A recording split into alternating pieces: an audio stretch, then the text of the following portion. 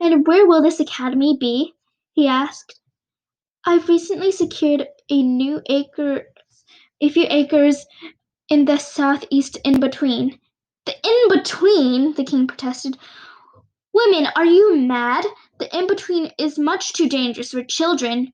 You can't start a school there.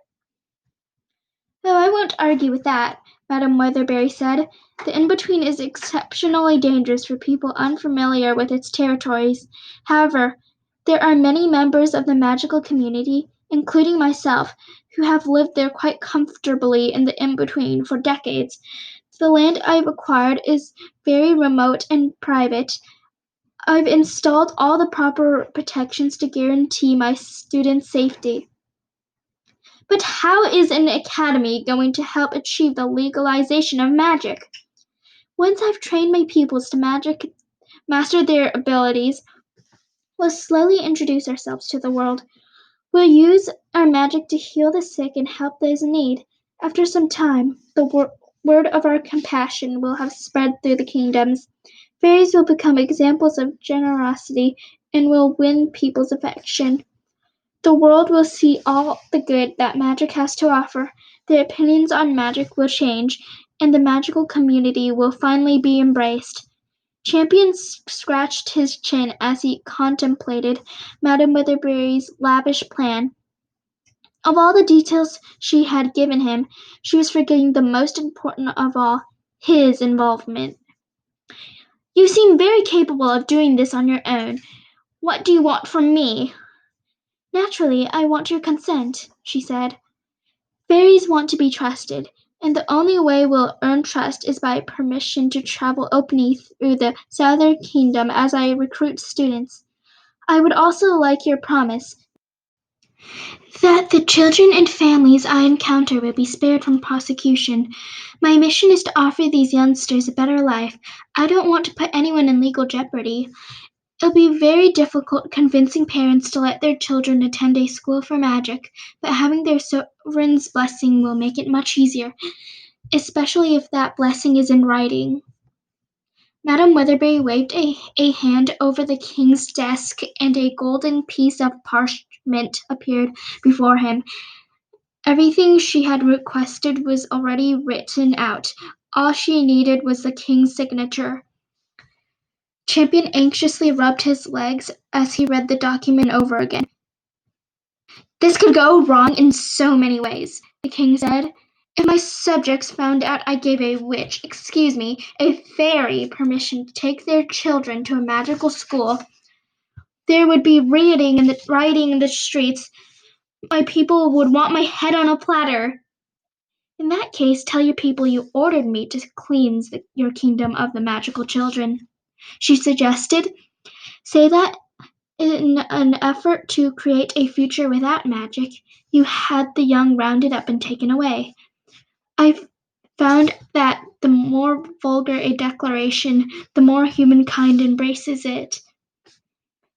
Still, this is a gamble for both of us. Having my permission doesn't guarantee your protection. Aren't you worried about your safety? Your Majesty, I'll remind you that I made the staff of an entire castle disappear into thin air. Tangerina controls a swarm of bees, and Skyland has enough water flowing through her body to flood a canyon. We can protect ourselves. Despite her testimony, the king appeared more fearful than convinced.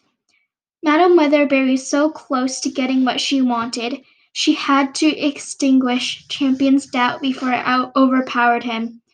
Luckily, she still had one more weapon in her arsenal to gain his approval. Tangerina, Skyland, would you please give the king me in a moment alone? She asked. It was evident Tangerina and Skyland didn't want to miss any part of Madame Weatherbury's conversation with the king, but they respected their chaperone's wishes and waited in the hall.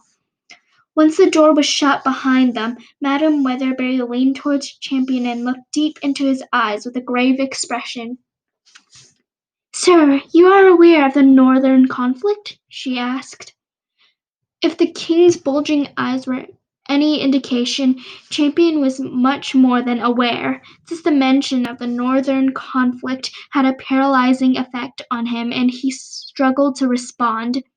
How, how, how, how on earth do you know about that? He inquired. That is a classified matter. The magical community may be small and divided, but word spreads quickly when one of us is, well, causing a scene. Causing a scene? That's what you people call it?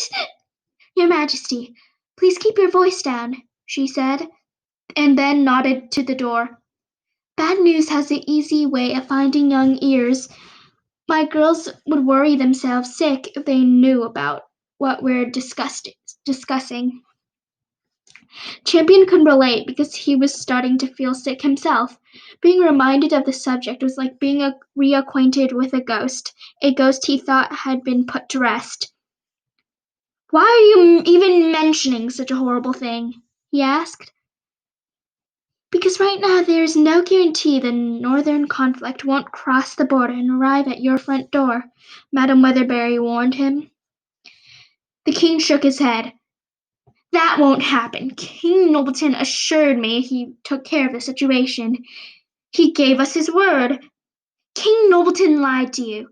He told the other sovereigns he has the conflict under control because he's humiliated by how severe the situation has become.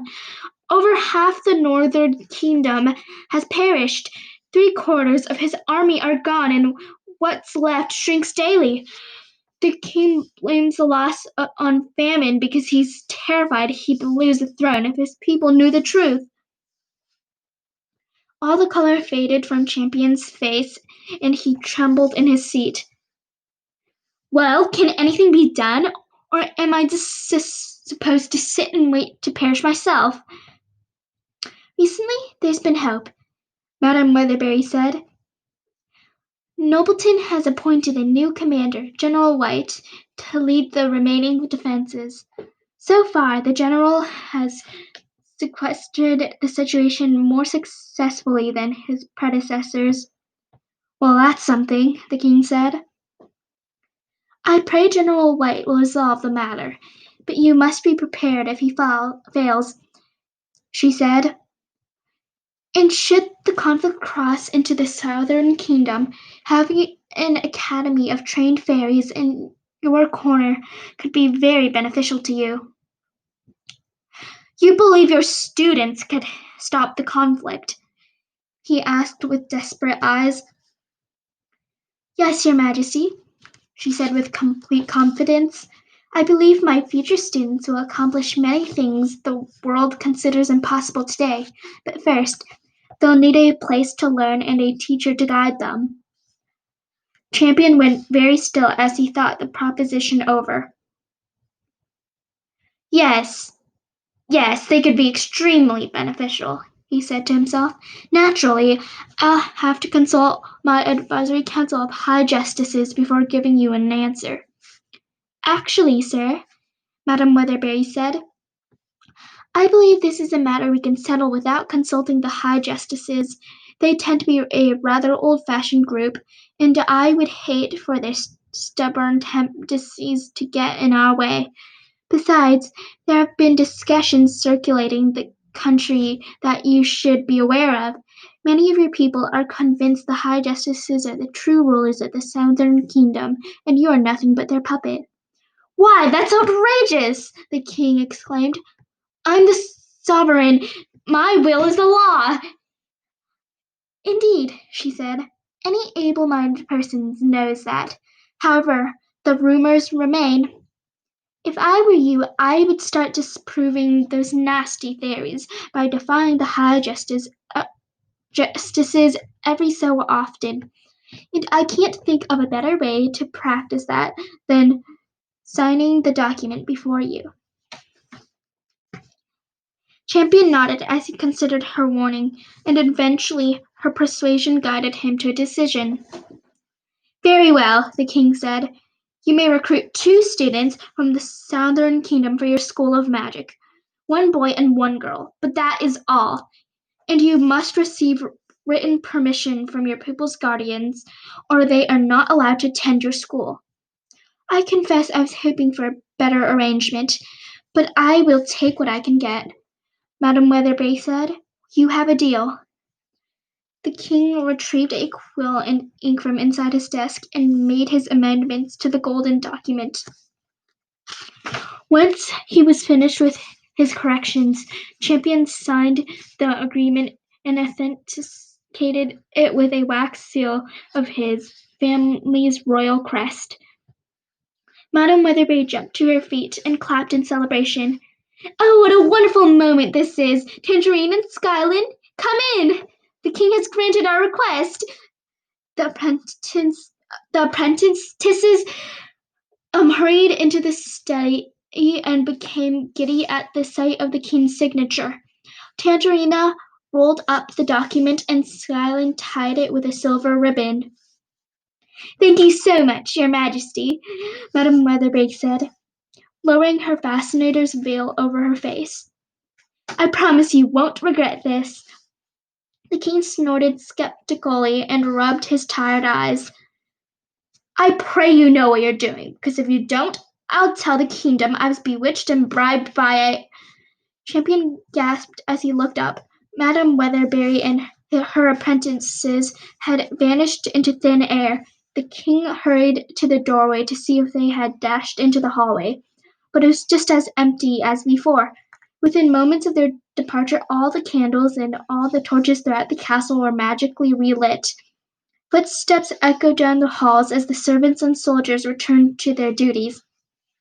The king went to a window and noticed that even the storm had disappeared, but Champion found little comfort in the clearing weather. On the contrary, it was impossible for the king to feel anything but dread as he skimmed the northern skies, knowing that somewhere on the horizon the true storm awaited.